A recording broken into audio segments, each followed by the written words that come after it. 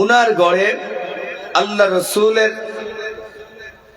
4 কন্যা সন্তান এবং 2 পুত্র সন্তান। আরেকটা পুত্র সন্তান ছিল নবীজির দাসী মারিয়া কিপ্তিয়ার গর্ভে যে সন্তান জন্মগ্রহণ করেছিল। সর্বমোট রাসূল আকরাম সাল্লাল্লাহু আলাইহি ওয়াসাল্লামের পুত্র সন্তান ছিল 3 জন। কয়জন? একটু আওয়াজ দিয়ে বলুন, কয়জন? 3 জন। কন্যা সন্তান ছিল 4 জন। কয়জন? 4। তো আল্লাহ রাব্বুল আলামিন নবীজির পুত্র সন্তান যে 3 জন দুনিয়াতে এসেছিল, ছোট্ট অবস্থায়, শিশুকাল অবস্থায় পৃথিবীর জমিন থেকে তারা বিদায় হয়ে গেছে। দুনিয়াতে রয়েছেন নবীজির 4 কন্যা সন্তান, পুত্র সন্তান নবীজির দুনিয়াতে নাই। তো পুত্র সন্তান দুনিয়াতে নাই। আরবের একটা প্রথা ছিল, যাদের ঘরে পুত্র সন্তান নাই অথবা হয়ে মারা যাইত, কথা বুঝবেন, যাদের ঘরে পুত্র সন্তান একেবারে নাই অথবা পুত্র সন্তান হইতো, হওয়ার পরে মারা যাইত, এদেরকে আরবেরা ওই সময় আটকুরা বা নির্বংশ বলতো। নাউযুবিল্লাহ। আর আমরা তো বলি, যাদের ঘরে কোনো সন্তান থাকে না আমরা তারে নির্বংশ বলি। আলোচনার ধারাবাহিক ভাবে আলোচনা করলে বুঝতে পারি, আসলে কোন মানুষকে কটাক্ষ করে আটকুরা নির্বংশ বলা, এটা ইসলাম কখনো সাপোর্ট করে না, বরং এটা কোনো ইমানদারের বৈশিষ্ট্য হতে পারে না। যারাই এই সমস্ত কথা বলে যে আটকুরা, যে আল্লাহ তারে সন্তান দিয়েছেন না, আল্লাহ তারে সন্তান দিলেন না, কারণ সন্তান দেওয়ার মালিক কে? আরেকটু আওয়াজ দিয়ে বলেন, কে? সন্তান না দেওয়ার মালিক কে? আল্লাহ যদি কারো সন্তান দেন না, এটা আল্লাহ ভালো জানেন কেন তার বান্দাকে তিনি সন্তান বা আওলাদ দিলেন না। এজন্য কোন মানুষকে আটকুরা বলা, নির্বংশ বলা, এটা কোনো ইমানদারের বৈশিষ্ট্য নয়, বরং এটা হলো মুনাফিকদের বৈশিষ্ট্য। তো নবীজির 4 জন ছিলেন কন্যা সন্তান, 3টা পুত্র সন্তান। পুত্র সন্তান 3টা মারা গেল। কেন মারা গেল, কিভাবে মারা গেল, কেন মারা গেলেন, বিভিন্ন কারণ। তবে রাসূল করিম সাল্লাল্লাহু আলাইহি ওয়াসাল্লাম উনি হলেন শেষ নবী, আখেরি জামানার পয়গম্বর। আল্লাহ ওনার মাধ্যমে নবুয়তের দরওয়াজা আল্লাহ বন্ধ করে দিয়েছেন। ওনার পরে কোনো নবী আসবেন না। এই জন্য দেখা যায় বর্তমান আমাদের সামাজিক অবস্থা দেখলে আমরা বুঝতে পারি, বাবা যদি চেয়ারম্যান হয়, সন্তানও চেয়ারম্যান হওয়ার আশা রাখে। কথা ঠিক কি না? বাবা যদি এমপি হয়, মন্ত্রী হয়, সন্তানও বড় হইলে এমপি মন্ত্রী হওয়ার আশা রাখে। আল্লাহর নবী রাহমাতুল লিল আলামিন, উনি শেষ নবী, ওনার পরে কোনো নবী আসবেন না। প্রথম ব্যাখ্যা হলো যে আল্লাহ তাআলা কেন তার সন্তানকে নিয়ে গেলেন। প্রথম উত্তর হলো, মুহাদ্দিসিনে কেরাম বলেছেন, যদি আল্লাহ তাআলা নবীজির পুত্র সন্তান আল্লাহ জীবিত রাখতেন, তাহলে নবীজি দুনিয়ার জমিন থেকে বিদায় হওয়ার পরে তারা যদি কোনো নবুয়তের দরওয়াজার চেয়ার দখল করে বসতো, তাহলে নবীজিকে শেষ নবী এটা আল্লাহ বলেছেন, দুনিয়ার কেউ বলেন নাই। তাহলে নবীজি যে শেষ নবী, এটা অপমানজনক হবে। এই জন্য আল্লাহ তাআলা নবীজির 3 সন্তান, পুত্র সন্তানকে কেড়ে নিয়ে গেছেন, অর্থাৎ দুনিয়া থেকে নিয়ে গেছেন। 2 নম্বর অর্থ হলো, আল্লাহ তাআলা কেন নিয়ে গেলেন একমাত্র আল্লাহ ভালো জানেন। আর মুহাদ্দিসিনে কেরাম বলেন, একমাত্র আল্লাহই ভালো জানেন কেন তার হাবিবের সন্তানগুলা নিয়ে গেছেন। তো আল্লাহর নবী রাহমাতুল লিল আলামিনের পুত্র সন্তান 3 জন নাই, মেয়ে সন্তান দুনিয়াতে আছেন। তো কাফিরদের সামনে যখন আমার আপনার নবীর আলোচনা করা হইতো, তো কাফিররা একে অন্যের তিরস্কার করে বলে, আরে মুহাম্মদের কথা বাদ দাও, আরে মুহাম্মদের কথা বাদ দাও, সে তো একটা আটকুরা, সে তো নির্বংশ, সে হলো আবতার। চিৎকার দিয়ে বলুন নাউযুবিল্লাহ। কারণ হলো কাফিররা নবীজিকে আটকুরা বলতো। তাদের সামনে যখনই কোনো আলোচনা হইত, এদের মধ্যে উল্লেখযোগ্য এক বেঈমান ছিল, যার নাম আস ইবনে ওয়াইল। ওই আস ইবনে ওয়াইল প্রতিটা সময়ে বলতো, আরে মুহাম্মদের কথা বাদ দাও, মুহাম্মদ হলো নির্বংশ। সে দুনিয়ার জমিন থেকে বিদায় হয়ে গেলে তার নাম নেওয়ার মতো কেউ এই দুনিয়াতে থাকবে না। সমাজে আজ ইবনে ওয়াইলের চরিত্রে মানুষের আছে না নাই? অভাব নাই। কারণ কোন মানুষ যখন উন্নতির পথে আগায় তখন দেখবেন এক শ্রেণীর মানুষ আজ ইবনে ওয়াইলের মতো চরিত্র এখনো দুনিয়ার জমিনে আছে। এরা বলে আরে তার কথা বাদ দাও, সে আর কি হয়ে গেছে, না মুসলমান না। যাদেরকে আল্লাহ তাআলা উপরে উঠাইবে দুনিয়ার কেউ তারে টানলেও পিছাইতে পারবে না। এটা ইজ্জত দেনেওয়ালাকে, বেইজ্জতি করনেওয়ালাকে আল্লাহ যদি উপরে উঠাইতে চায়, দুনিয়ার কোন তন্ত্র মন্ত্র, দুনিয়ার কোন পরাশক্তি, দুনিয়ার যত হিংসা হোক না কেন, কোনো কিছুই তাকে পিছন থেকে টেনে আনতে পারবে না।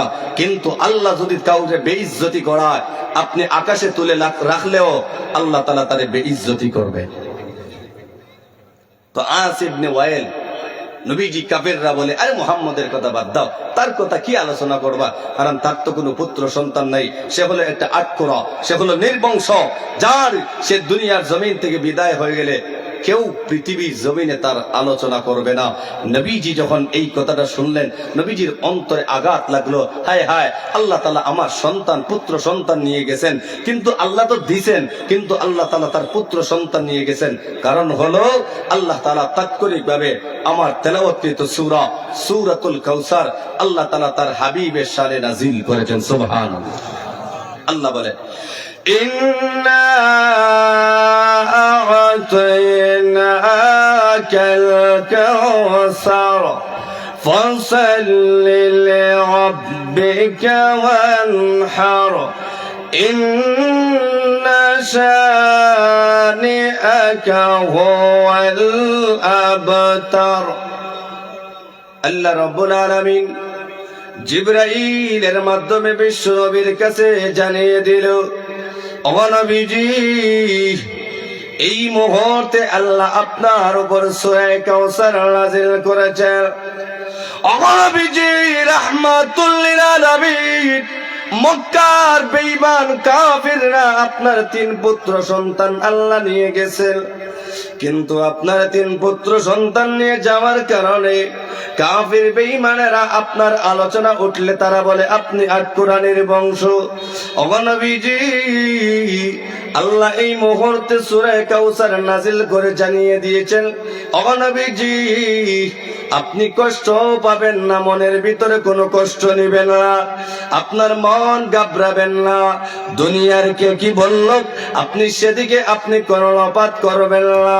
ও নবীজি, আল্লাহ তাআলা বেঈমানদের দাঁত ভাঙা জবাব দিতে গিয়া আল্লাহ তাআলা সূরা কাউসার আল্লাহ নাযিল করেছে।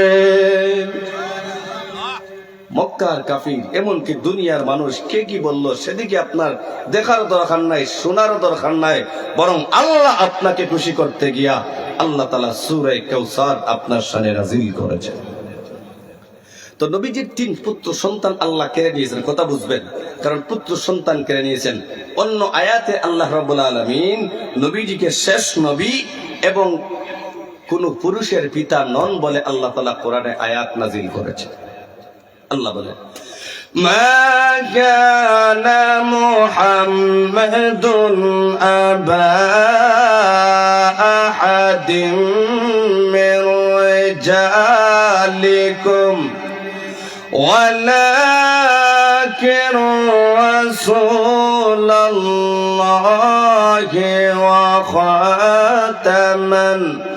ওয়া খাতামান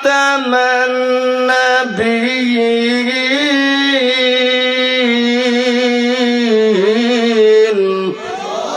আল্লাহ বলেন মা কানা মুহাম্মাদুন আবা আহাদিম মির রিজালিকুম, মুহাম্মদ কোন পুরুষের পিতা নন, তিনি বলেন ওয়ালাকিন রাসূলুল্লাহ, তিনি হলেন আল্লাহর রাসূল, ওয়া খাতামান নাবিয়্যিন, আর তিনি হলেন শেষ নবী। আল্লাহ আয়াতে বলেন মুহাম্মদ কোন পুরুষের পিতা নন, অথচ তো মুহাম্মদুর রাসূলুল্লাহর 3টা পুত্র সন্তান ছিল। তাহলে আয়াত এবং বাস্তবে মুসাব্বা এর সমাধান হলো পুরুষ মানুষ তখনই পরিণত হয় যখন একটা শিশু বালিগে পরিণত হয়। যখন পুরুষ বালিগ হয় তখন থেকেই তারে পুরুষ হিসাবে গণ্য করা হয়। আল্লাহ বলেন, মানুষ দুনিয়ার কোন পুরুষের পিতা আমার নবী মুহাম্মদ নন। আর আমার নবীর 3 সন্তান এরা তো নাবালিগ অবস্থায়, এরা তো জন্মের কিছুদিন পরেই তো দুনিয়ার জমিন থেকে বিদায় হয়ে গেছে। ওয়ালাকিন রাসূলুল্লাহ, আর তিনি হলেন আমার রাসূল, তিনি হলেন আল্লাহর রাসূল। ওয়া খাতামান নবিয়্যিন, আর তিনি হলেন শেষ নবী। নবী যদি শেষ নবী হয়ে থাকে, এই জমিনে যে সমস্ত মানুষেরা, যে সমস্ত বেঈমানেরা নবীর এই মোহরে নবুয়তকে নিয়ে টানাটানি করে, টানা হেসরা করে, এরা আসলে প্রকৃত নবী নয়, এরা হলো ভণ্ড নবী। কথা ঠিক কিনা? আল্লাহ বলেন, ওগো নবীজি, আমি আপনারে কাউসার দিলাম। কাউসার কি? আল্লাহ কাউসারের ব্যাখ্যা অনেক উল্লেখ করেছেন। ইন্না আ'তাইনাকাল কাউসার, ওগো নবীজি, আমি আল্লাহ আপনাকে কাউসার দিলাম। কাউসারের 1 নম্বর ব্যাখ্যা হলো ইন্না আ'তাইনাকাল কাউসার, আই ইন্না আ'তাইনাকাল কুরআন। ওগো নবীজি, আমি আল্লাহ আপনাকে কাউসার দিলাম। কাউসার দেওয়া মানে অর্থ হলো আমি আল্লাহ আপনাকে কোরআন দিলাম। আল্লাহ রাব্বুল আলামিন বিশ্ব নবী রাহমাতুল লিল আলামিনকে জানাইয়া দে, ওগো নবীজি, আমি আল্লাহ যত দুনিয়াতে পয়গম্বর সৃষ্টি করেছি, সমস্ত সকল পয়গম্বরকে আমি আল্লাহ কোরআন দেই নাই, কোরআন দেই নাই। কিন্তু ওগো নবীজি, আমি আল্লাহ আপনাকে কোরআন দিলাম।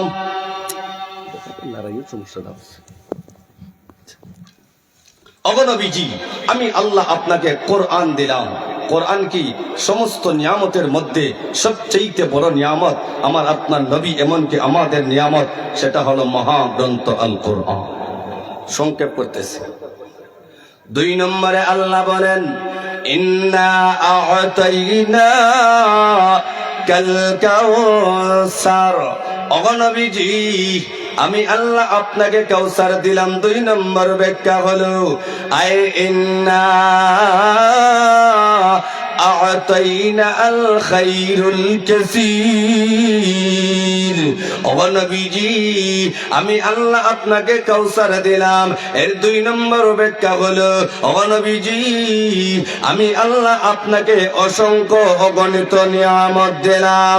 ওগো নবীজি রাহমাতুল লিল আলামিন, কাফির বেঈমানেরা আপনার নাম শোনা মাত্রই তারা বলে আপনার নাম নেওয়ার মতো কেউ থাকবে না। ওগো নবীজি, না, আমি আল্লাহ আপনার অসংখ্য অগণিত নিয়ামত দিলাম। আমি আল্লাহ, ওয়ালা সাউফা ইউতিকা রাব্বুকা ফাতারদা। আল্লাহ বলেন, ওগো নবীজি, আমি আল্লাহ দুনিয়া এবং আখিরাত উভয় জগতে আমি আল্লাহ আপনাকে সম্মানিত করলাম।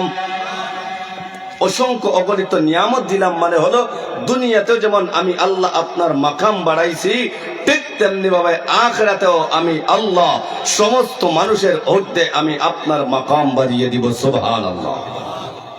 আল খায়রুল কাসীর, অসংখ্য অগণিত নিয়ামত আমি আল্লাহ দিয়েছি।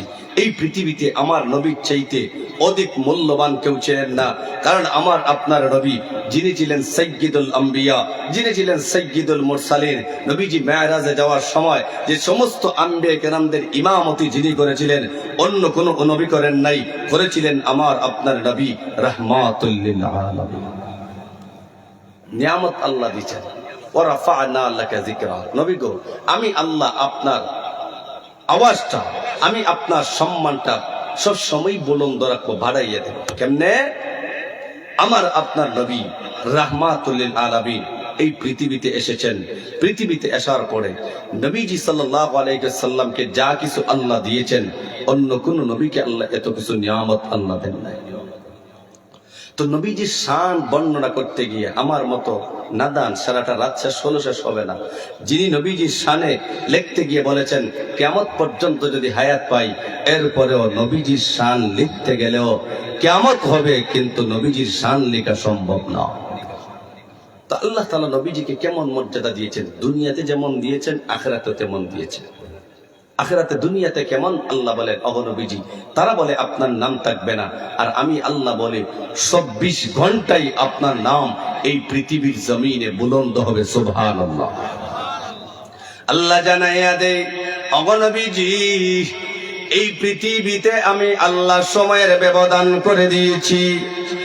অগনবীজি রাহমাতুল লিল আলামিন আমি আল্লাহ রাব্বুল আলামিন এই পৃথিবীর মধ্যে আমি আল্লাহ সময়ের ব্যবধান করে দিয়েছি।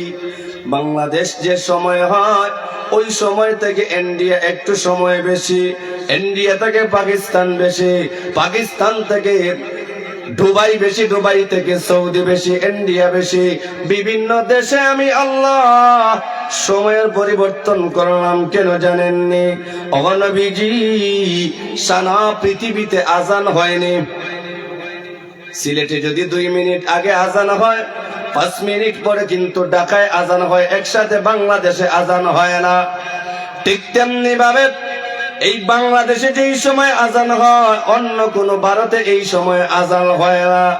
আল্লাহ জানাইয়া দেয় নবীজি আজানের মধ্যেও আমি আল্লাহ আমার নামের সাথে আপনার নামটা আমি আল্লাহ যুক্ত করে দিলাম। কেন জানেননি? সময়ের ব্যবধান করে দিলাম। ওই যে কাফের বেঈমানেরা বলে আপনি দুনিয়ার জমিন থেকে বিদায় হয়ে গেলে আপনার নাম নেওয়ার মতো কেউ থাকবে না।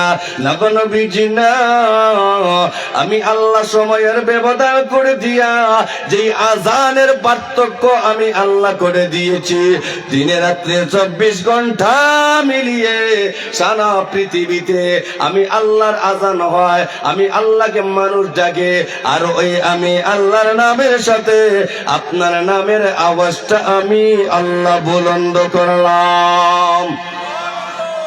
2 নম্বর হলো নামাজের মাধ্যমে তাশাহুদে দাঁড়িয়ে বৈঠকে যখন আমরা তাশাহুদ পড়ি আত-তাহিয়াতু লিল্লাহি ওয়াস সালাওয়াতু, আল্লাহর নবীকে আল্লাহ জানাইয়া দেয় ওগো নবীজি শুধু আজানের মধ্যে আপনার নাম সীমাবদ্ধ রাখি নাই, বরং নামাজের মধ্যেও আমি আল্লাহ আমার নামের সাথে আপনার নামটা সীমাবদ্ধ রেখে দিয়েছে। ওগো নবীজি রাহমাতুল লিল আলামিন আমি আল্লাহ কিয়ামত পর্যন্ত যতদিন এই দুনিয়া থাকবে ততদিন পর্যন্ত আমি আল্লাহ নামের সাথে আপনার নামের আওয়াজটাই বুলন্দ হবে। সুবহানাল্লাহ। 2 নম্বর হলো এটা হলো দুনিয়া, আখিরাতে কেমন হবে? আল্লাহর নবী বিশ্ব নবী রাহমাতুল লিল আলামিন ডেকে ডেকে বলেন উম্মতেরা রে, কিয়ামতের কঠিন ময়দানে আল্লাহ তাআলা আমাকে কেমনে সম্মানিত করবেন? আল্লাহর নবী হাদিসের ভিতরে বলেন দুনিয়ার জমিনে আল্লাহ যত পয়গম্বর দুনিয়াতে প্রেরণ করেছেন সমস্ত পয়গম্বরদের দোয়া আল্লাহর দরবারে কবুল, কিন্তু এরপরেও আল্লাহ তাআলা আদম আলাইহিস সালাতু ওয়াস সালাম থেকে নিয়া আমার আপনার নবী পর্যন্ত আল্লাহ তাআলা একটা বিশেষ দোয়া দিয়েছিলেন। ওগো নবীজি, ও আম্বিয়া কেরাম, আমি আল্লাহ তোমাদেরকে একটা বিশেষ দোয়া দিলাম, তোমরা যা চাইবা যেই সময় চাইবা আমি আল্লাহ তোমাদের আবদারটুকু কবুল করব। আল্লাহ নবী বিশ্ব নবী রাহমাতুল লিল আলামিন বলেন আদম আলাইহিস সালাতু ওয়াস সালাম থেকে নিয়া ঈসা আলাইহিস সালাতু ওয়াস সালাম পর্যন্ত সমস্ত নবী কেরাম সমস্ত আম্বিয়া কেরাম এই দুনিয়ার জমিনে আল্লাহর দেওয়া স্পেশাল দোয়াটা আল্লাহর কাছে চেয়ে নিয়েছেন। কেমনে? আমার সময় এত হাতে নাই, তারপরে বলি আল্লাহ তাআলা যখন আদম আলাইহিস সালাতু ওয়াস সালামকে যখন জান্নাত থেকে বের করে দিলেন, আদিমাতা হাওয়া আলাইহিস সালাতু ওয়াস সালামকে যখন তিনি জান্নাত থেকে বের করে দিলেন 300 বছর হযরত আদম একটাই দোয়া করেছিলেন, রব্বানা যালামনা আনফুসানা ওয়া ইল্লাম তাগফির লানা ওয়া তারহামনা লানাকুনান্না মিনাল খাসিরিন। আমার লক্ষ্য করে দেখুন হযরত আদম আলাইহিস সালাতু ওয়াস সালাম যখন তিনি এই দোয়া করতে লাগলেন একাধারে কয়েক বছর, আল্লাহ জানাইয়া দেয় পয়গম্বর আদম এটা কি সেই দোয়া যেই দোয়াটা আমি স্পেশাল ভাবে আপনারে দিয়েছিলাম? আদম বলেন, ওগো আল্লাহ, এটা হলো সেই স্পেশাল দোয়া যা আপনি দুনিয়াতে দিয়েছিলেন সমস্ত নবীদেরকে। আমাকেও যেই দোয়াটা দিয়েছেন আমিও সেই দোয়াবদার আপনার কাছে করলাম। আল্লাহর নবী, বিশ্ব নবী রাহমাতুল লিল আলামিন ডেকে ডেকে বলেন, আদম আলাইহিস সালাতু ওয়াস সালাম থেকে নিয়া ঈসা পর্যন্ত সমস্ত নবীরা আল্লাহর দেওয়া স্পেশাল দোয়াটা দুনিয়া থেকেই চেয়ে নিয়ে গেছেন, কিন্তু আমি নবী, আমি ওই স্পেশাল দোয়াটা চাই নাই, একমাত্র বরাদ্দ রেখে দিয়েছি ময়দানে মাহশরে আমার গুনাহগার উম্মতের জন্য। সুবহানাল্লাহর আওয়াজ নাই দেখি না, আমরা খুশি না? 2 নম্বরে আল্লাহ রাসূল বলেন, ওই কঠিন কিয়ামতের ময়দানে সমস্ত নবীরা বলবে আল্লাহুম্মা সাল্লিম, উম্মতেরা বলবে আল্লাহুম্মা নাফসি। কিন্তু ওই কঠিন কিয়ামতের ময়দানে আল্লাহর নবী, বিশ্ব নবী রাহমাতুল লিল আলামিন বলেন, আমি আমার নিজের জন্য কান্নাকাটি করব না, আমি আমার উম্মতের জন্য আল্লাহর দরবারে কান্না করি, আমার উম্মতের কি অবস্থা হবে। কিন্তু ওই কঠিন কিয়ামতের ময়দানে বিশ্ব নবী রাহমাতুল লিল আলামিন বলেন, ওই সময় আমার আল্লাহ আমাকে জানাইয়া দেয়, ওগো নবীজি, উম্মতের জন্য কান্নার কোনো দরকার নাই। আজকে আপনি হাবিব আর আমি আল্লাহর সাথে একটা সমঝোতা হয়ে যাক, সেটা হলো ওগো নবীজি, আপনার উম্মতের জন্য কাঁদবেন না, বরং আপনার গুনাহগার উম্মতের মধ্য থেকে অধিকাংশ উম্মতকে আমি আল্লাহ বিনা হিসাবে জান্নাতে দিয়ে দেই। এটা আপনি কি আমার সাথে সমঝোতা করতে রাজি নেই? আল্লাহর নবী, বিশ্ব নবী রাহমাতুল লিল আলামিন ডেকে ডেকে বলেন, ওগো আল্লাহ, এই সমঝোতা আমি আপনার গ্রহণ করতে পারলাম না, মানতে পারলাম না। কেন গো নবীজি ওই সমঝোতা আপনি মানতে পারেন নাই? আল্লাহর নবী বলেন, ওগো আল্লাহ, উদাহরণ হিসেবে যখন যেমন ধরেন বালাগঞ্জ থানার ইউনিয়নের যদি, বালাগঞ্জ সদরের ইউনিয়নের যদি মানুষ জান্নাতে যায়, তাহলে এই হিসাবে বোয়ালজুর ইউনিয়নের সব মানুষ জাহান্নামী, ঠিক কিনা? আল্লাহর নবী বলেন, না গো আল্লাহ গো প্রভু, আমি এই সমঝোতায় নয়, বরং আমার প্রত্যেকটা উম্মত যেন জাহান্নামের ভিতরে না জ্বলে, এই আবদার পর্যন্ত সুপারিশ না করে আমি আল্লাহর তৈরি জান্নাতে যাব না, আর আপনার সুপারিশটাও গ্রহণ করতে পারলাম না। কিন্তু ওই কঠিন কিয়ামতের ময়দানে আল্লাহর নবী, বিশ্ব নবী রাহমাতুল লিল আলামিন যখন মাকামে মাহমুদে আল্লাহর কুদরতি পায়ে সেজদা দিয়ে কাঁদেন, সমস্ত নবীরা আমাকে আপনাকে কেউ চিনবে না, কেউ আমার আপনার জন্য সুপারিশ করবেন না। আল্লাহর নবী বলেন, ওই দিন আমি আমার আল্লাহকে বলেছি, ওগো আল্লাহ, আজকে কিয়ামতের কঠিন ময়দানে আপনি আমার সুপারিশের হকদার বানাইবেন। ও দুনিয়ার মানুষ সব, এই 2টা কারণে আমার আল্লাহ আমাকে এত ইজ্জত আর এত মাকাম ময়দানে মাশরে দিবেন। কিন্তু আল্লাহর নবী রাহমাতুল লিল আলামিন যখন মাকামে মাহমুদে আল্লাহর কুদরতি পায়ে সিজদা দিয়া কান্নাকাটি করেন, আল্লাহুম্মা ইয়া গাবলি উম্মতি, এভাবে যখন আমার নবী কাঁদতে থাকেন, এমনি আল্লাহ জিবরাইলকে পাঠায়, ও জিবরাইল যাও আমার হাবিবকে গিয়ে বলো মাথা ওঠার জন্য। জিবরাইল আয়েশা ডেকে ডেকে বলে, ইয়া মুহাম্মদ ইরফা রাসাকা ওয়াশফাতু শাফা ওয়াশফাতু শাফা সালতু ওতা। ও নবীজি, আপনি সিজদা থেকে মাথা ওঠান, সিজদা থেকে মাথা ওঠান। হ্যাঁ, বিশ্ব নবী রাহমাতুল লিল আলামিন আল্লাহ অর্ডার করে দিয়েছেন আপনার মাথা উত্তোলন করার জন্য। সিজদা থেকে কেন গো নবীজি? ওয়াশফাত